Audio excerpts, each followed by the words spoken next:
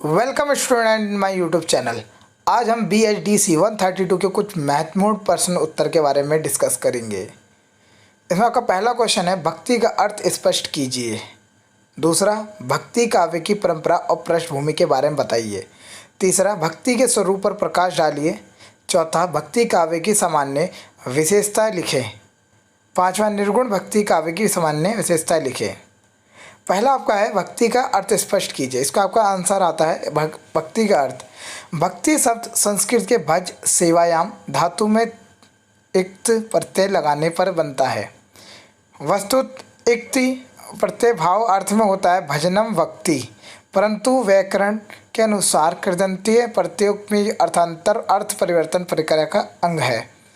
अतः वही कृत प्रत्यय अर्थांतर में भी हो सकता है। भजन भक्ति, भजते अन्या इति भक्ति, भजनीय भजंती अन्या इति भक्ति इत्यादि भक्ति शब्द की व्युत्पत्ति हो सकती है। भक्ति शब्द का वास्तविक अर्थ भगवान की सेवा करना है। यह भक्ति ही अमृत स्वरूप है, जिसको पाकर मनुष्य सिद्ध और तृप्त हो जाता है तथा किसी अन्य वस्तु की इच्छा नहीं रह जाती है। भक्ति की संज्ञा के विषय में नारद पांच रात्र में कहा गया है कि अन्य कामनाओं का परिहार करके निर्मल चित्त समग्र इंद्रिय द्वारा श्री भगवान की सेवा का नाम भक्ति है। डॉक्टर राम स्वराज चौधरी के इन शब्दों द्वारा व्यक्त करें तो वह इस प्रकार है। भक्ति श्रद्धा विश्वास प्रेम पूरित भक्ति हृदय का वह मधुर मनोराग है, जिसके द्वारा भक्त और भगवान उपास्य और उपासक के पारस्परिक संबंध का निर्धारण होता है। यह भक्त के विमल मानस से निश्चित दिव्य प्रेम की वह उज्ज्वल धारा है, जिसके प्रभाव में पढ़कर लौकिक प्रमेय प्रेम का विषयानंद अपने समस्त कलुषों का परिहार कर अलौकिक प्रेम के भ्रम आनंद में परिणत हो जाता है। भक्ति का महत्व, भक्ति हमारे जीवन का प्राण है। जिस प्रकार पौधे को पोषण जल तथा वायु द्वारा होता है, उसी प्रकार हमारा हृदय भक्ति से ही सशक्त और सुखी होता है। भक्ति वह प्यास है जो कभी बुझती नहीं और न कभी उसका विनाश होता है, अपितु वह उत्तरोत्तर बढ़ती ही रहती है। भक्ति के प्रकार, हम उपासक या भक्त की दृष्टि से देखें तो भक्ति के 3 रूप हैं: श्रद्धा भक्ति, भावना भक्ति और शुद्धा भक्ति। हम अपने अपने उपासक के प्रति पूर्ण श्रद्धा रखकर उसकी प्रशंसा करें तथा हमें नमस्कार करें, वह श्रद्धा भक्ति कहलाती है। जब हम एक में अनेक और अनेक में एक को देखते हुए हमारे भक्ति में एकांत की भावना रहती है, उसे भावना भक्ति कहते हैं। जब हम अपने आराध्य देव के ईश्वर को निर्गुण सगुण तथा अवतार रूप में स्वीकार करते हैं, उसके प्रति अपना अविरल प्रेम प्रदर्शित करते हैं, उसे शुद्धा भक्ति कहता है। श्रीमद् भागवत में भक्ति के कई भेद बताए हैं। जैसे सात्विक भक्ति, यह भक्ति मुक्ति की कामना से की जाती है। सत्व गुण से निर्मल होने के कारण सुख की और ज्ञान आसक्ति से अर्थात ज्ञान की अभिमान से बांधता है। राशि भक्ति, यह भक्ति धन यश कुटुंब घर बार की इच्छा से की जाती है। इसमें कामना रहती है कि दुश्मनों का नाश हो। निर्गुण भक्ति, ये सुधासार भक्ति भी कहलाती है, बिना किसी कामना से की जाती है। इसमें भक्ति की भी इच्छा नहीं रहती। यह अनन्य भक्ति है जो अनन्य भक्ति की साधना करता है। उसका ना कोई मित्र है ना ही शत्रु, उसे जगत के दुखों का संताप नहीं रहता। भगवान के दर्शन मात्र से परम सुख प्राप्त करता है। नवधा भक्ति, भक्त प्रहलाद ने भक्ति के 9 भेद बताए। 5 रात्र सांडिल्य भक्ति सूत्र, तारंगिनी, श्रीमद् भागवत गीता वैष्णव ग्रंथों में से है। रति के अनुसार भक्ति के 5 भेद माने गए: शांत भक्ति, दास्य भक्ति, साख्य भक्ति, वात्सल्य भक्ति, दाम्पत्य भक्ति या मधुरा भक्ति। दूसरा क्वेश्चन, भक्ति काव्य की परंपरा और पृष्ठभूमि के बारे में बताइए। राजनीतिक दृष्टि में भक्ति काल का विस्तार मुख्य रूप से तुगलक वंश से लेकर मुगल वंश के बादशाह शाहजहां के शासनकाल तक है। इसलिए भक्ति काल की राजनीति पृष्ठभूमि को समझने के लिए तत्कालीन राजनीतिक गतिविधियों को समझना आवश्यक है। 10वीं सदी के उत्तरार्ध में पश्चिमी उत्तर मार्ग से तुर्कों का भारत पर आक्रमण हुआ।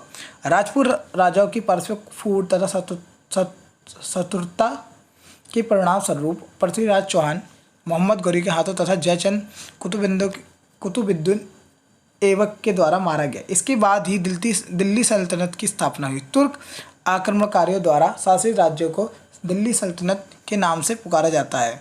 दिल्ली सल्तनत का इतिहास मोहम्मद गौरी के द्वारा भारत पर आक्रमण से शुरू होता है। सन 1206 में तुर्की गुलाम कुतुबुद्दीन ऐबक भारत में मोहम्मद गौरी का उत्तराधिकारी बना। गौरी का ही एक दूसरा गुलाम यलदौज गजनी का उत्तराधिकारी बना। यलदौज ने दिल्ली पर भी अपने अधिकार का दावा किया, तभी से दिल्ली सल्तनत ने गजनी से अपना संबंध तोड़ दिया। भारत के लिए फलदायी सिद्ध हुआ।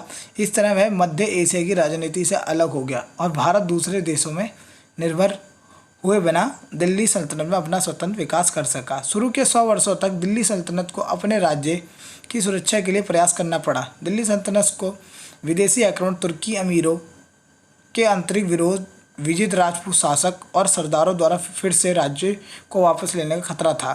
तुर्की शासकों ने इन बाधाओं पर विजय पाई। 13वीं सदी के अंत तक दिल्ली सल्तनत का विस्तार न सिर्फ मालवा और गुजरात तक बल्कि दक्कन और दक्षिण भारत तक हो गया।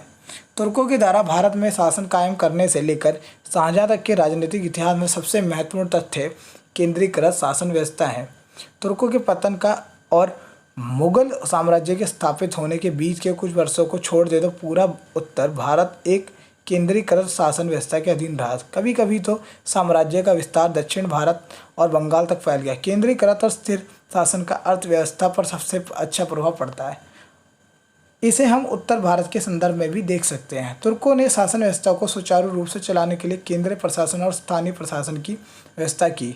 आय और व्यय का हिसाब रखने के लिए अधिकारियों की नियुक्ति की गई। साम्राज्य को विभिन्न सूबों में बांटा गया और फिर सूबों को विभाजित किया गया, जिसे उस समय सिख कहा जाता था। सिख के नीचे परगने होते थे। गांव में खुद मुकद्दम पटवारी के माध्यम से भू राजस्व की वसूली की जाती थी। इस तरह केंद्र से लेकर गांव तक एक सुचारू व्यवस्था कायम हुई। तुर्कों द्वारा स्थापित प्रशासनिक व्यवस्था आगे के शासकों द्वारा भी कई सुधारों के साथ अपनाई जाती रही। 11वीं सदी के आसपास हिंदू धर्म का कर्मकांड के माध्यम से एकीकृत करने की कोशिश हुई। जाति व्यवस्था बनी रही। जाति और सामाजिक रीति रिवाजों की दृष्टि से हिंदू स्मृतिकारों ने ब्राह्मणों के समाज में ऊंचा स्थान देना जारी रखा। अब भी स्मृति ग्रंथों में इस बात पर जोर दिया जाता रहा है कि अपराधियों को दंडित करना और अच्छे को आंखों की पुतली समझना क्षत्रियों का धर्म है। प्रजा की रक्षा के लिए शस्त्र धारण करना भी उन्हीं का कर्तव्य है। शूद्रों का कर्तव्य दूसरी जातियों की सेवा करना था। शूद्रों के साथ अछूत का व्यवहार जारी रहा। मुसलमान समाज भी नस्ल और जातिगत वर्गों में विभाजित रहा। तुर्कों, ईरानी, अफगानी और भारतीय मुसलमान एक दूसरे के साथ वैवाहिक संबंध नहीं होता था। मुसलमानों में श्रेष्ठता की भावना, पारस्परिक विवाह और धार्मिक निषेध के एक साथ बैठकर भोजन न करने के कारण हिंदुओं और मुसलमानों के बीच सामाजिक मेल मिलाप अधिक नहीं था। इन प्रतिबंधों के बावजूद हिंदू और मुसलमानों के बीच सामाजिक संपर्क बना रहा। भक्ति आंदोलन की कृष्ण मार्गी धारा में कई भक्त मुसलमान थे। जाति व्यवस्था का विरोध नाथों और सिद्धों ने किया और आगे इस परंपरा से संत भक्तों की वाणियों को देखा जा सकता है। भक्ति के स्वरूप पर प्रकाश डालिए। हमारे सभी सद ग्रंथों में लिखा है कि प्राणी अपने भक्ति तथा पुण्यों के बल से स्वर्ग महास्वर्ग में जाता है। वहाँ इसे सर्व सुख प्राप्त होता है और यदि वह शास्त्र अनुसार भक्ति करता है तो उसे मोक्ष की प्राप्ति होती है। मनुष्य जीवन प्राप्त प्राणी यदि भक्ति नहीं करता तो वह मृत्यु के उपरांत पशु पक्षियों या आदि की योनियों प्राप्त करता है। जीव का शरीर एक वस्त्र माना जाता है। गीता अध्याय 2 श्लोक 22 में कहा गया कि जैसे पुराने वस्त्रों का त्याग कर दूसरे नए वस्त्र ग्रहण करता, वैसे जीव आत्मा पुराने शरीर को त्याग कर नए शरीर, कुत्ता, गधा आदि को प्राप्त करती है। परमात्मा के नाम जाप बिना एक स्त्री अगले जन्म से कुतिया का जीवन प्राप्त करती है, फिर निवस्त्र होकर नंगे शरीर गलियों में भटकती रहती है और भूख से बेहाल होती है। उसको कोई रोटी का टुकड़ा भी नहीं डालता। जिस समय में आत्मा स्त्री के रूप में किसी राजा या उच्च घराने की बहू बेटी थी, वह पूर्व जन्मों के पुण्य का फल था जो कि कभी किसी जन्म से उसने भक्ति धर्म आदि किया था, परंतु उस आत्मा ने परमात्मा की भक्ति नहीं की और अब कुतिया की योनि से महाकश उठा रही।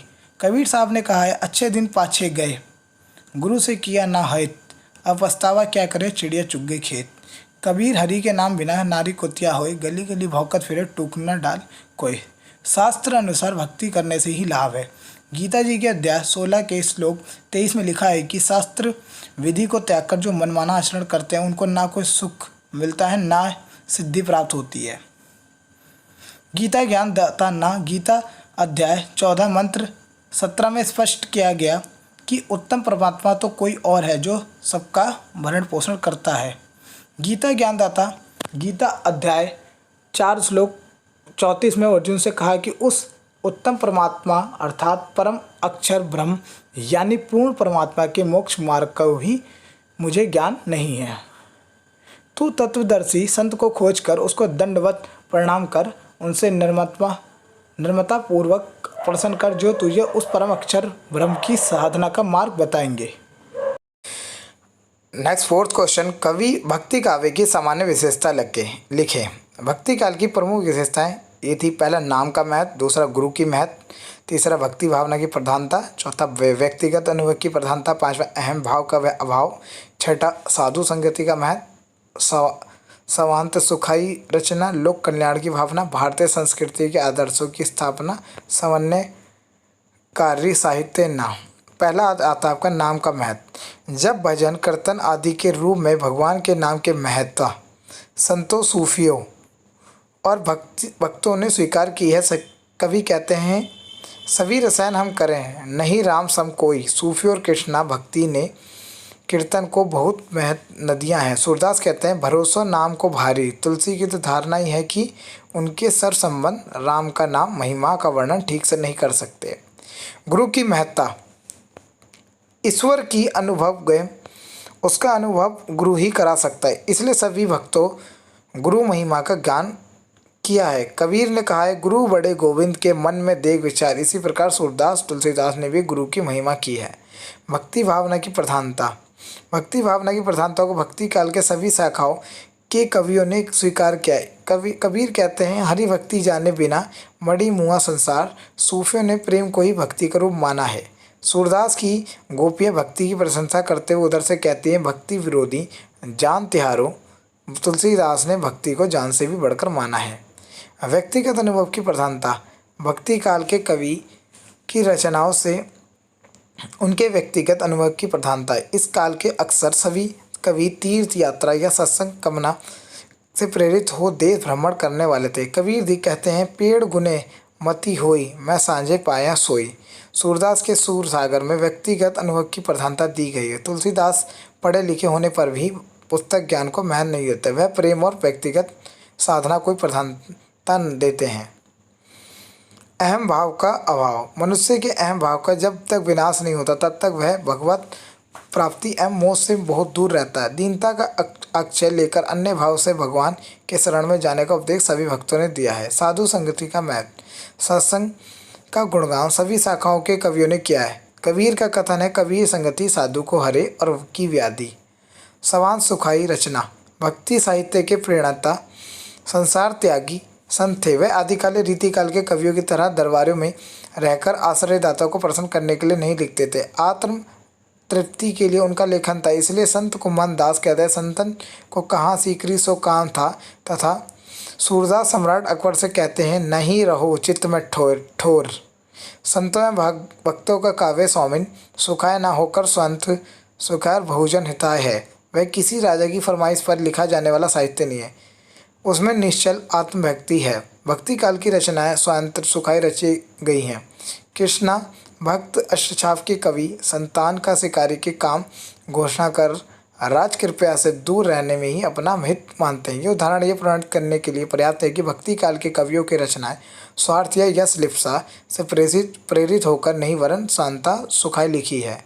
आठवां, लोक कल्याण की भावना, भक्ति काल का साहित्य लोक मंगल के महान आदर्श द्वारा अनुप्राणित है। इसमें सत्य, उल्लास, आनंद और युग निर्माण की प्रेरणा है। भारतीय जनता उस युग में इस साहित्य से प्रेरणा और शक्ति पाती रही है। वर्तमान में भी उसे तृप्ति मिल रही है और भविष्य में भी यह उसका संबल बना रहेगा।